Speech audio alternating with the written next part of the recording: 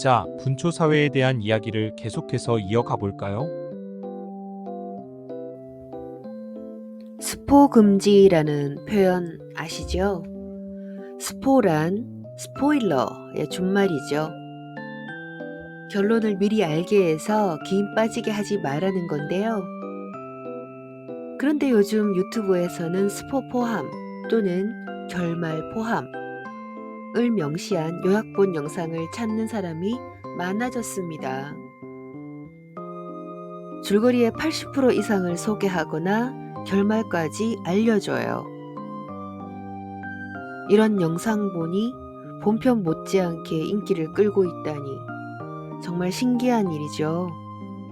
몰아보기 영상 한 편은 OTT 한 달 이용자 수와 비슷합니다. 빅데이터 분석 플랫폼인 모바일 인덱스에서 조사한 것을 보면 한국 넷플릭스의 2023년 1월 월간 순 방문자 수는 1258만 명이었는데요. 유튜브 채널에서 편집한 넷플릭스 오리지널 드라마 더 글로리의 몰아보기 영상 조회수는 무려 1381만 회였다고 해요. 유튜브에서 요약 영상을 본 사람의 수가 넷플릭스 한 달 이용자보다 120만 명 더 많았다는 겁니다. 더 빨리 내용을 알고 싶어하는 이용자의 욕구 때문에 넷플릭스는 2019년에 재생 속도를 선택할 수 있는 기능을 추가했죠. 0.5배, 1.5배, 2배. 또 10초 앞으로, 10초 뒤로 보낼 수도 있고요. 그리고 우리들은 넷플릭스뿐만 아니라 재생 속도를 조절해서 영화 보는 것에 익숙해져 있습니다. LG U+가 조사한 내용을 보면은 영화나 드라마를 정상 속도보다 빠르게 보는 고객이 39%라고 하고요. 그중 29%는 무려 2배속이 넘는 속도로 서비스를 이용했다고 합니다. 우리가 이렇게 빨리빨리 2배속으로 보는 데에는 시간을 들여서 봐줘야 하는 볼거리가 많아졌기 때문이기도 하죠. 넷플릭스나 밀리의 서재, 윌라 이러한 것들이 폭발적인 증가세를 보이고 있고요. 구독형 콘텐츠 서비스 그리고 유튜브를 비롯한 각종 SNS는 사람들의 시간을 블랙홀처럼 빨아들이고 있어요. 우리는 전례 없이 수많은 양의 정보에 노출되어 있거든요. 봐도 끝이 없는 콘텐츠의 바다에서 우리들은 정속의 삶을 포기하고 2배, 3배 빨리 삶을 살고 있는 겁니다. 음악을 듣고 책을 읽고 영화를 감상하는 것이 아니라 콘텐츠를 소비하고 있는 거죠. 잠자리에 들어서 1시간씩 짧은 쇼츠를 즐기고 있는 저도 분초사회의 일원이군요. 시간에 대한 관념이 이처럼 변화하면서 소비자의 시간을 아껴주는 것이 중요한 과제가 됐어요. 특히 서비스 업계는 고객이 시간을 효율적으로 쓸 수 있도록 돕는 것이 중요한 경쟁력이 됩니다. 예를 들면 원격 줄서기 서비스. 이용자들이 식당 앞에 줄을 서지 않고 예약한 시간에 맞춰서 방문할 수 있도록 돕는 것이죠. 2022년과 비교하면 음식점 예약 앱 설치 수가 크게 늘어서 캐치 테이블이 65%, 테이블링이 44%의 상승률을 보였다고 합니다.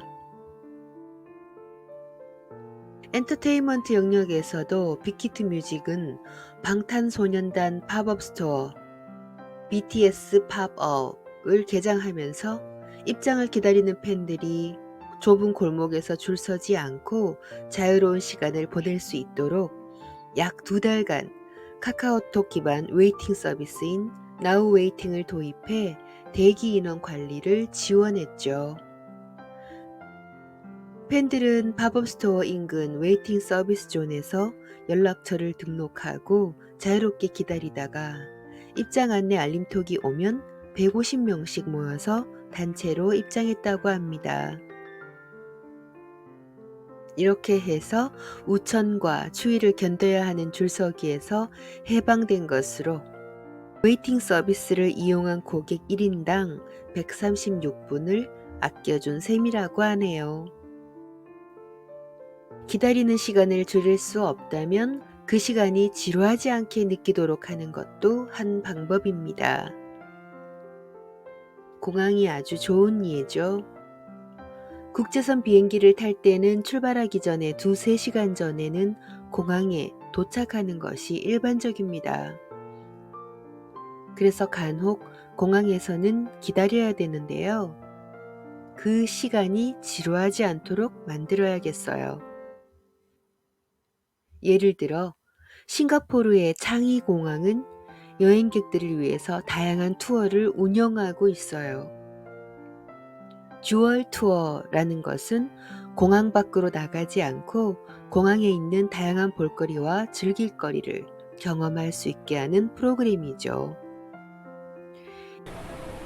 2023년에 세계 최고의 공항에 선정이 된 창이 공항은요, 세계에서 제일 긴 실내 인공 폭포, 레인 보어텍스, 푸른 정원과 놀이기구를 갖춘 캐노피 파크, 이러한 것들이 있어서 이미 그 자체로 관광 명소라는 평가를 받고 있습니다.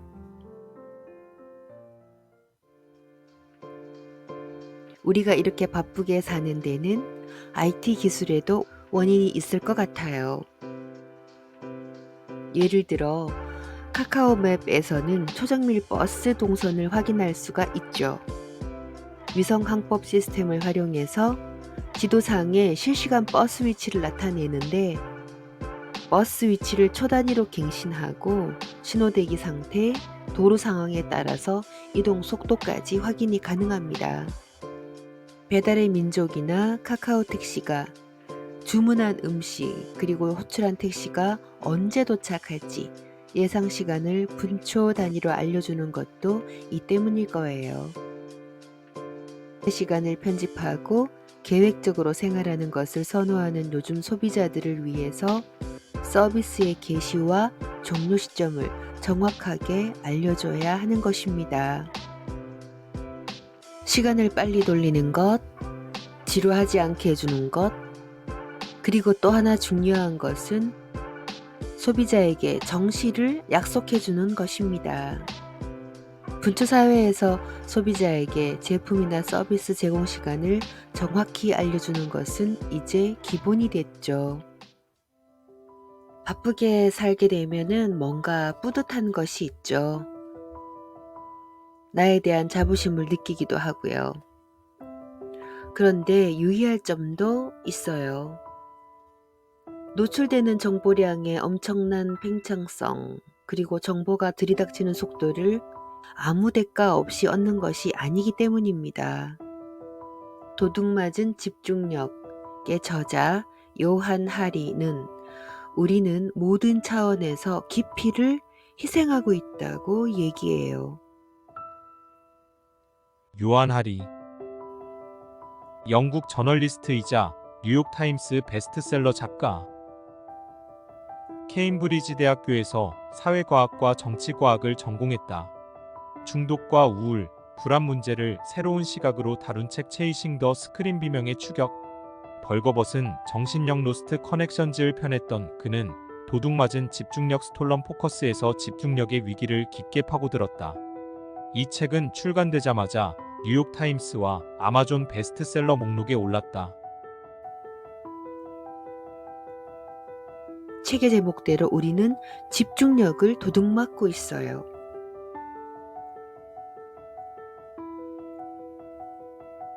모든 것을 다 따라잡아야 하고 늘 SNS, 톡, 이메일에 답을 해야 되는 상황에서 우리는 깊이를 가질 시간이 없다. 요한 하리는 깊이를 요구하는 모든 것이 약화되고 있다고 경고합니다. 밑으로 침잠하지 못하고 점점 더 표면 위로 가볍게 떠서 부유하고 있다는 것이에요. 영국 런던의 테이트 갤러리에서 사람들이 작품 앞에 멈춰있는 시간은 얼마나 될까요?